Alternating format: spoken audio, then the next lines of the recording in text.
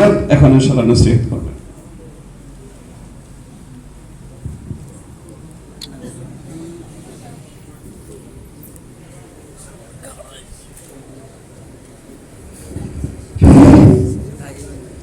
এলান হয়েছে এই জন্য যাদের জরুরত আছে, লম্বা সময় আমরা বসছি না, এখন আমাদের বিভিন্ন জরুরত আছে। আপনারা আমভাবে এজাজত আছে, যারা উঠে গেছে পিছনের থেকে একটু সামনে আসেন, দুটা কথা বলবো আমি 5 মিনিটে।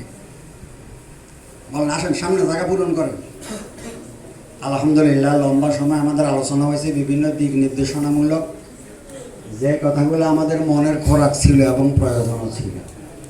হযরতের নেক হায়াত নসিব করুক।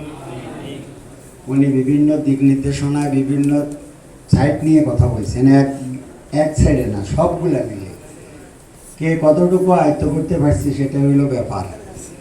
এই জন্য নিয়ম এটা নাই, লম্বা সময় শোনার নিয়ম নাই। উঠতে 20 মিনিট, তারপরে গ্যাপ, তারপরে 20 মিনিট, তারপরে গ্যাপ। তাহলে এটা শুনবো, ব্রেনে এটাকে ধারণ করবো। এখন শুধু শুনেই হবে, এদিকে শুনবো এদিকে বেরো হয়ে যাবে, কারণ ধারণ ক্ষমতা নাই। আমরা তালিমে এত অভ্যস্ত নয় যে লম্বা সময় আমরা ধারণ করতে পারি, যেহেতু আমরা খুবই ব্যস্ত মানুষ। আলোচনা যথেষ্ট হয়েছে, বাকি আমি ভিন্ন আঙ্গিকে আপনাকে দুটা কথা বলবো। সেটা হলো, হযরত আমাদেরকে মৌলিক কিছু কথা বলছে।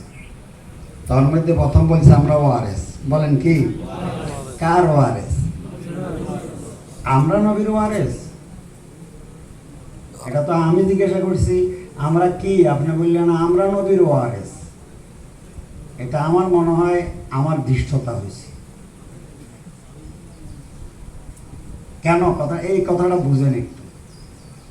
আর রাসূল তো বলছে আল উলামা ওয়ারাসাতুল আম্বিয়া, আল উলামা ওয়ারাসাতুল আম্বিয়া। এই একটা জায়গায় গলত করে আমরা সারা দুনিয়ার মানুষের কাছে প্রশ্নের সম্মুখীন হয়েছি। আল উলামা ওয়ারাসাতুল আম্বিয়া, ওলামারা রাসূলের ওয়ারিস। এখন ওলামা কে? ওলামা তো আলেমের বহু পছন্দ। গতানুগতিক আমারে কেউ আলেম বলে, আমি তো জমা হিসাবে ওলামা নয়। এখন আমাকে সিদ্ধান্ত করতে হবে সত্যিকার আমি আলেম কিনা। তাই যদি আমি ওয়ারিস হিসাবে দাবি করি, তাহলে দাওয়ার পক্ষে দলিল লাগবে। সেই দলিল যদি আমার থাকে, তাহলে আমি পরিচয় দেব আমি ওয়ারাসাতুল আম্বিয়া। আর তা না হলে আমি বলবো, কেউ বললে ভাই আমি না উনি, তো যখন আমি বলবো আমি না, তাহলে তো আলেমের কেউ বদনাম করবো না।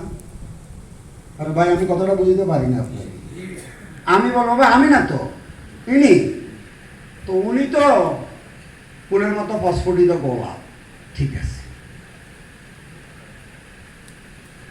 কথাকে আমি কি বুঝেছি যে বুঝতে পারছি, নিজেরা স্থির করি যে আমি আল উলামা ওয়ারাসাতুল আম্বিয়ার মেজদাক কিনা।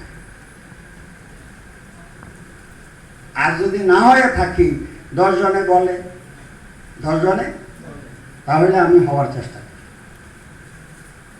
কথাটাকে আমি বুঝতে পারছি। এই ছোট্ট একটা কথা বললাম, আমি এই দৃশ্যটা দেখাবো না যে আমার দাওয়া আছে দলিল নেই, তাহলে আমরা বেকায়দায় বলবো। তখন সংখ্যায় আমাদের লোক কম হবে, কিন্তু আমাদের অনুসারী হাজার হাজার হবে। বুঝতে পারি? আচ্ছা, এক কথা শেষ করলাম। আমরা উত্তরস্বরী। বলেন আমরা কি? আলহামদুলিল্লাহ। তো যদি কয় উত্তরস্বরী আমরা, তাহলে আমরা তো নিশ্চয়ই রাসূলের আদর্শের অনুসারী। আদর্শের অনুসারী তো উত্তরস্বরী হবে। তো বলছে না যে ওয়ারিস হবো কিসের? এলেমের। বলেন না কিসের? এলেমের। তাহলে এখন এলেমের অনুসারী হয়ে আমি আলেম হব, এই তো কথা শেষ। আর আমাদের বৈশিষ্ট্য কি? জিম্মাদারি। বলেন কি? আমাদের বলছে না যে আমরা কি? আরেকটা হলো কি? জাতির অভিভাবক। আমি হযরতের কথাটাকে একটু সহজ করে আপনাদেরকে বুঝাবো, একটু মনের গভীরে। অর্থাৎ কথাটা যেন কান্না হয়ে হৃদয়ে স্পর্শ করে, আমরা ওইভাবে কথাটা শুনি। আমরা অভিভাবক, এটা না, আসলে আমরা অভিভাবক না বলে এটাও বলতে পারি আমরা মধ্যস্থতাকারী। বুঝে না কথা। আমরা মধ্যস্থকারী কার? আল্লাহ এবং বান্দা। এরা কারা? আমরা যারা মুআল্লিম। বলেন কি? তো মুআল্লিম আমরা কি? মধ্যস্থকারী, যে বান্দাকে আল্লাহর পরিচয় করায়, আবার আল্লাহকে বান্দাকে চিনে, বান্দাকে আল্লাহ চিনে। তাই দিনে আমাদের এক কাজ, রাত্রে আমাদের আরেক কাজ। দিনে বান্দার উপরে মেহনত, রাত্রে আল্লাহর কাছে রোনা যাবে। ফাইদা ফারাক্তা ফানসাব ওয়াইলা রাব্বিকা ফারগাব। এই দুই সিফাত যার, তে হলো অভিভাবক, তে হলো মধ্যস্থকারী। কথাটা আমি বুঝতে পারছি? বলে আমার সত্যিই মনের ভিতরে এই প্রেরণা আছে কি? আমি কি কাজটা করি? মুআল্লিম সবচেয়ে সম্মানের উচ্চ মর্যাদার আসন, এটা না আলোচনা হয়েছে? এটাই তো সত্য। এখন মুআল্লিমটা কি, এটা একটু কথাটা বুঝি, তারপরে নিজেরা ভাবি। যে শিখে তাকে বলে ছাত্র। যদি শিখে তাহলে সে শিক্ষিত। বুঝতে পারি না। শিখতে আসলে তার আমরা বলি মুতাআল্লিম। কেন? সে শিখতে আসছে। যদি সে শিখে যায় তারে বলি আলেম। শিখলে বুঝি মুআল্লিম হয়। যদি সে শিখে যায় সে হলো আলেম। তো শিখেতে হইলে তো একজন শিখানোওয়ালা লাগে। তো যিনি শিখায় তিনি হইলেন মুআল্লিম। কথাটা খুব গভীরভাবে বুঝেন। শিখতে আসছি, ছাত্র আমি। শিখে গেছি, আলেম আমি। যিনি শিখাইছে উনি হইলেন মুআল্লিম। তাহলে শিখছি আমি যার থেকে, তার মর্যাদা তো নিশ্চয়ই ছাত্র থেকে অনেক বেশি। এখন মুআল্লিমে যে শিখছে, আমি যে শিখে, মুআল্লিম যে শিখাইছে, আমি যে শিখছি, ব্যাপারটা আসলে কি? এই ব্যাপারটা একটু বুঝেন। মুআল্লিম কাকে বলে? মুআল্লিম বলে উনি একজন সার্জারি। কি সার্জারি?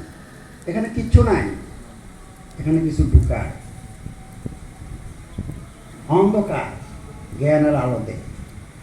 তাই আমার সাথে বলেন, মন দিয়ে কথাটা বলেন। মুআল্লিম তো ওরে বলে যে বাচ্চার ব্রেনে জ্ঞানটাকে নিজের ব্রেন থেকে প্রতিস্থাপন করে। অর্থাৎ আমার ভিতরের ব্রেনের জ্ঞানটা আমি আমার বাচ্চার ব্রেনে ঢুকিয়ে দিছি। এই সার্জারিটা কি? পাকাড়ার সার্জারি না, ব্রেন সার্জারি। জ্ঞান কোথায় ধারণ করে? ব্রেনে। জ্ঞান থাকে কোথায়? ব্রেনে। সহজে বোঝার জন্য বলতেছি। তাহলে আমার ব্রেনের জ্ঞানটা আমার বাচ্চার ব্রেনে যদি প্রতিস্থাপন করতে পারি, এই সার্জারিটা আমি করতে পারি, আমি হচ্ছি শিক্ষক। আর যদি আমার জ্ঞানটা আমার থেকে বের হয়ে বাচ্চার ব্রেনে প্রবেশ না করে, তাহলে আমার এই সার্জারি সফল হয়নি, সে আপন অবস্থায়। তাই পড়ার পরেও কোনো ছেলে যদি মূর্খ থাকে, তাহলে আমি সার্জারিতে ভুল করছি, অপরাধটা বাচ্চার না, দোষটা আমার। বুঝতে পারি? যদি আপনার অপারেশন সাকসেস হয়, তাহলে আগের রোগ থাকে না, স্বস্তি বোধ করে। আর যদি আগের রোগে থেকে যায় অপারেশনের পরে, তাহলে বোঝা যায় ডাক্তারের অপারেশনটা কি হয় না। এটা কি রুগীর দোষ না ডাক্তারের দোষ? তা আমার কাছে পড়ার পরে ছেলে যদি পড়া না পারে, তাহলে বোঝা গেল আমার ব্রেনের পড়াটা বাচ্চার ব্রেনে দিতে আমি ভুল করছি, দিতে পারিনি। এর আমার বলেন, ব্রেন সার্জারির ডাক্তার আর ফ্যাট সার্জারি কি এক? তাহলে একজন মুআল্লিম কি পরিমাণ সতর্ক হইতে হবে, আমি এটার ব্যাখ্যা দিলে সময় লাগবে। আমি আর আপনি যে মুআল্লিম হইছি, মানে আমরা ব্রেন সার্জারি ডাক্তার। আর এটা কত সূক্ষ্ম, এটা কত সূক্ষ্ম। প্রথম আমাদের কাজটা কি, এটা আমাদের আগে বুঝতে হবে যে আমরা কি কাজটা হাতে নিছি। অস্ত্রটাও নিলাম, অপারেশনেও গেলাম, কিন্তু তার আদৌ কোনো কিচ্ছুই জানলাম না। তো যার যে অবস্থা সে সেভাবে রইলেই তো হযরত অনেক হতাশা ব্যক্ত করছে, কিছু কিছু হতাশা ব্যক্ত করছে যে এখান থেকে এ হয়, এখান থেকে এ হয়, আমার থেকে কি হয়। আমি আবার কথাগুলো এভাবে না বলে আরেকভাবে বলি, কারণ এই নেট তো সাপ্লাই করে, শুধু ওই নির্দিষ্ট অংশটাকেই আবার অ্যাডে দেবে। বড় হুঁশিয়ার। আগে এক যুগে আসছিল কথার কথা কথা হইতো। কখনো এ কথা ভাববেন না যে কথার কথা কথা হয়, কথার ছলে কথা। কিন্তু কথার ছলে কথা হইলে কথার জালে কিন্তু আটকা পড়া যাবেন প্রতিনিয়ত। কথা বলা বড় কঠিন, নেগেটিভ নেই। তো আর শেষ কথা বলি, আজান হচ্ছে। আগের কথাটাই আমি বুঝতে পারছি, বলেন। তাইলে আমার শিখতে আসলে সে কি? ছাত্র। যিনি শিখায় তিনি কে? মুআল্লিম, ওস্তাদ। শিখলে হয় সে শিক্ষিত, আর আপনি শিখেছেন বলে শিক্ষক। তাহলে যেই পাঠটা ছেলেটা শিখাইতে পারি নাই বা যারা শিখাইতে পারি নাই তার তো আমি শিক্ষক নয়। এই জন্য তো হুজুর কঠিন একটা হতাশার কথা কইছেন। তবে আপনারা এটাকে এই দৃষ্টিতে নেবেন না। হুজুরের 4 বছরটা আমি এই দৃষ্টিতে নেব না। তখনকার যুগের জন্য উনি ছিলেন সেরা, উনি জান্নাতের বড় মকাম পাবেন। তা না হলে কঠিন এক মেসেজ যাবে। সে সময় এত কলা কৌশল ছিল, কিছুতেই ছিল না। তখনকার এলোমেলো পড়াটাও এ সময়ের আন্তর্জাতিক কারির চেয়েও খোদার কাছে কি। এটাকে আপনি ওখানে নিতে হবে, এর থেকে একটু ইয়া পারবেন না। তবে সেটা শিক্ষকের দোষ না, অভিভাবক নির্বাচন করতে বই হয়েছে। বুঝতে পারি না, আমরা ওই দৃষ্টিকোণে নেব। লোকটা কিন্তু প্রিয় মানুষ, আল্লাহর কাছে আজর পাবে এবং জান্নাতের উচ্চ মোকামে যাবে। আমি আমার মতো করে কথাগুলো বলছি, তার মানে ভুল মেসেজ যাবে, ভুল মেসেজ যাবে, এভাবে না। তো এতটুকু বুঝতে পারছি বলে। আর ছোট্ট একটা কথা বলে শেষ করি। তাই আপনি যখন শিক্ষক, আপনি এলেমের ওয়ারিস, আপনি এলেম নিছেন, আপনি জানাবেন বলেই তো মুআল্লিম হবে। এখন জানানোর কাজটাকে কি আপনি মন থেকে গ্রহণ করছেন না দায়ে পড়ে নিছেন, সেটা আপনি বিবেচনা করেন। এই শিক্ষকতার মূল পয়েন্ট হলো এখানে, খুব বেশি উপদেশের প্রয়োজন নাই। আপনি যদি মুআল্লিম না হন কোনো গুনাহ হবে না। কেন? মুমিন কি সব মুআল্লিম? যে ঈমান আনে সে মুমিন, যে ইবাদত করে সে মুসলিম। মুসলিম যে ইলম শিখে শিখায় সে মুআল্লিম। এটা ফরজে কিফায়া, এটা ফরজে আইন নয়। কিন্তু নামাজ ফরজে আইন, শিখতে হবে, পড়তে হবে। কিন্তু আরেকজনকে পড়াইতে হবে, জনগণ সবাই ধরে ধরে, এটার উপর আপনি দায়িত্ববান নন। এটা তার অভিভাবক, তার উপরে যার সাথে তার সম্পর্ক, তার দায়িত্বে, আপনার অনুমি দায়িত্ব নয়। সেটা হলো ফরজে কিফায়া। বাকি এই কাজটা আপনি মন থেকে গ্রহণ করছেন, তাহলে আর উপদেশ দেওয়ার প্রয়োজন হবে না। আর যদি মন থেকে গ্রহণ না করে দায়ে পড়ে করেন, উপদেশ দিলেও কাম হবে। তাই আমি আমাকে প্রশ্ন করব যে আমি মুআল্লিম কি মন থেকে গ্রহণ করছি, মর্যাদাবান ওয়ারাসাতুল আম্বিয়া, বিশেষ মর্যাদা, আল্লাহর কাছে আজর পাওয়া, আল্লাহর মধ্যস্থকারী হয়ে আল্লাহর সাথে, আল্লাহর বান্দাকে আল্লাহর সাথে জোড়াবো, নাকি আমি অর্থের দায়ে পড়ে কাজটা করছি? এখানে হইল আমাদের শিক্ষা ব্যবস্থার ভালো আর মন্দের দুই সাইড। তাই এই সাইডটা বোঝার জন্য হযরত যে কথাগুলো বলছে আমি সারাংশটা বলি। উনার সব কথা আমার কথা, আমি মনে প্রাণে গ্রহণ করছি, আপনারাও গ্রহণ করছেন। তাই জ্ঞানটা ধনের জন্য নয়, জ্ঞান হলো সম্মানের জন্য। জ্ঞান কি? সাইয়্যিদুল আম্বিয়া জ্ঞানের কারণে, ধনের কারণে না। মাসউদে মালায়েকা আদম ইলমের কারণে, মালের কারণে নয়। বলেন না, বলেন না। মালের আদম আলাইহিস সালাম মাসউদে মালায়েকা হইছেন কি? ইলমের কারণে। তাই জ্ঞান সম্মানের জন্য, এটাকে আমার ব্রেনের ভিতরে স্থান দিতে হবে। ইলম সম্মানের জন্য, ইলম ধন আহরণের নয়। এটা জগতের যত আছে সবার জন্য। বলেন কি? সবার জন্যে। এখন ডাক্তারি বিদ্যে মেডিকেল কলেজে পড়ায়, ওনারও এই বিদ্যাটা সম্মানের জন্য, কিসের জন্য নয়, ধনের জন্য নয়। কথাটা আমি খুব সংক্ষেপে বুঝতে পারছি। আর আমাদেরটা তো আরও বেশি। তাই জ্ঞান সম্মানের জন্যে, সম্পদের জন্যে। আশা করি এই কথাটা যদি মাথায় রাখতে পারি তাহলে হাজারো কথা শেষ হয়ে যাবে। আর সমস্যাটা এখন হয়ে গেছে, যখনই তালিমটা ধনের হয়েছে তখনই সমস্যাটা হয়েছে। কারণ মন নাই, মন ধনে। তাই এখান থেকে জ্ঞানের আমার থেকে ওখানে প্রতিস্থাপনের কোনো সুযোগ নাই। এটাকে আমি কথাটা বুঝতে পারছি, কথা বলেন। তাই আমরা নিয়ত করি এটা সম্মানের জন্য। এটা কিসের জন্য বলেন? সম্মানের জন্য। আল্লাহ আমাদেরকে বুঝার তৌফিক দান। আসেন, হযরত যে কথাগুলো বলছিল, আমরা ওয়ারিস, আমার সাথে সাথে কারো সহজে মনে রাখার জন্য হুজুরের কথা থেকে আমি কথাটা চয়ন করছি। বলেন, আমরা যে ওয়ারিস, তিনটা জিনিসের ওয়ারিস। কয়টা? প্রথম নাম্বার দরদে নবুয়ত। আমরা মিরাজ পাইছি, দরদে নবুয়তের ওয়ারিস আমরা অন্য কিছু না। নাম্বার 2 ইলমে নবুয়ত। নাম্বার 3 আমলে নবুয়ত। এই তিনটার ওয়ারিস আমরা। এখন আমরা ভাববো ওয়ারাসাতুল আম্বিয়া হিসেবে গর্ব করার জন্য, দাবির জন্যে। তাই মিরাজ সূত্রে এই তিনটাকে আমি গ্রহণ করছি। যিনি চলে যান উনি তো আর কোনো ওয়ারাসের কিছু বুঝেই দেন না, উনি বুঝিল। আরে ভাই কথা বুঝিতাম হয় না, আমার বাবা মরে গেছে, আমরা ভাই ভাই বুঝি গেছি। তো নবী তো চলে গেছে, তাই ভেরাসতটা তো আমরা বুঝিনি। তো আমরা কি কি বুঝে নিব?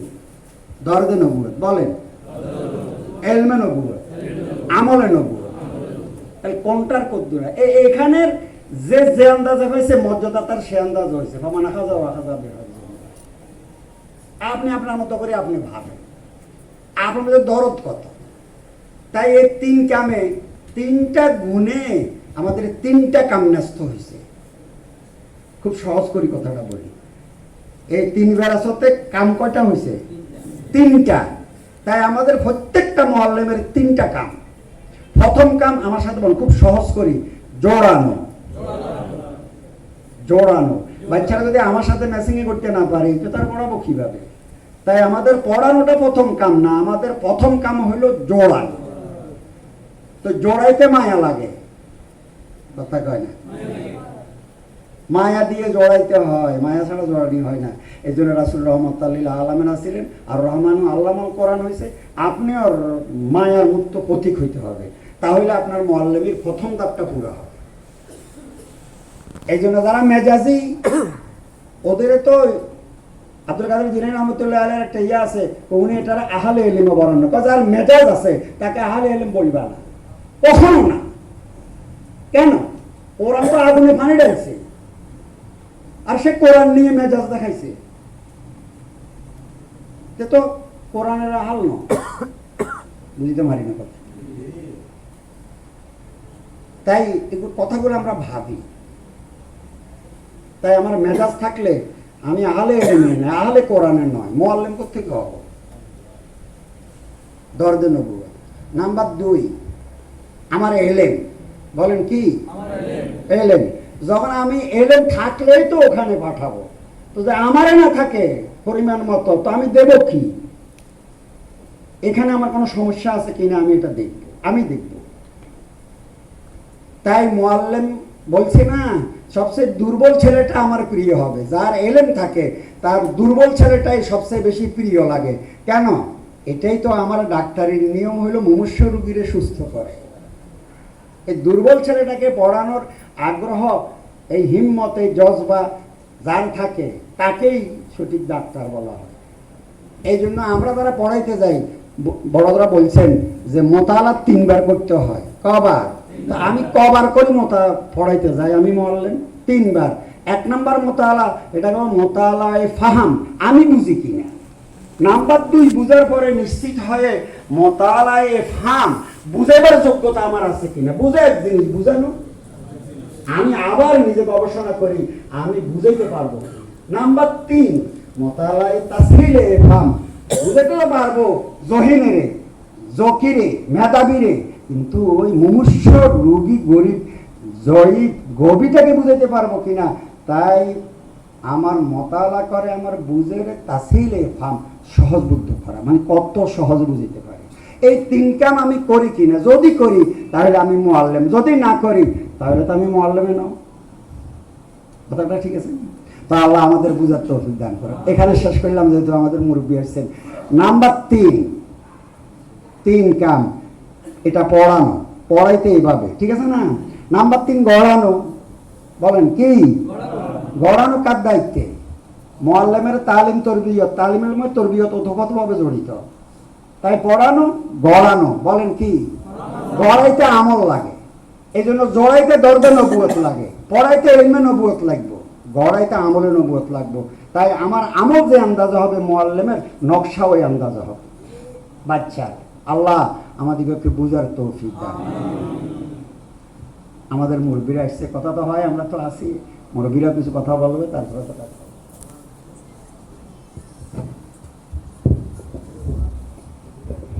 জি,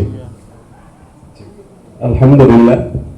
আমাদের মেহমান বৃন্দ অনেক এসেছে, আমরা কেউ উঠবো না, স্ত্রীতে তো সেরে এসেছি। সর্বশেষ এই কয়েকটা মিনিট একটু